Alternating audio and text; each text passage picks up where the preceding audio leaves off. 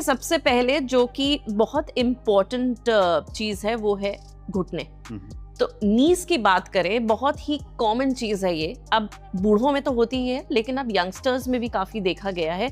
और दर्द जब होता है, एक ही दिमाग में बात आती है, बहुत पेन हो रहा है, चलिए सर्जरी करा लेते हैं। तो कौन सा ऐसा पॉइंट है जहां पे हमें रियलाइज करना है कि अब सर्जरी की जरूरत है? इतना पेन मैनेजेबल है, इतना तो होगा ही, और इतना पेन कि कुछ दवाइयों से चले जाए। क्या कहना है आपका? बेसिकली अगर हम नी पेन की बात करें, which as you told correctly that it's very very common in our country. हमारी कंट्री में नी प्रॉब्लम जो है it's a very common problem. और अगर ऑर्थोपेडिक्स में बात करूं तो शायद बैक पेन के बाद सबसे कॉमन जो है वो नी प्रॉब्लम है। बिल्कुल। But then this knee pain is different in different subset of population. Young में इसके कारण अलग होते हैं, ओल्डर एज में इसके कारण अलग होते हैं। सो यंग में ये मोस्टली चोट की वजह से होता है, ट्रॉमा की वजह से होता है, स्पोर्ट्स इंजरी होती है। लेकिन अगर हम एल्डरली की बात करें तो ये बेसिकली ऑस्टियोआर्थराइटिस होती है, जो कि साधारण भाषा में जिसको हम गठिया बोलते हैं। एज की वजह से वियर एंड टियर होता है, उसकी वजह से जो पेन होता है that is osteoarthritis pain. Now most of this pain can be managed without surgery. ज्यादातर जो ये प्रॉब्लम होती है उसको हम दवाइयों से, एक्सरसाइज से ठीक करते हैं।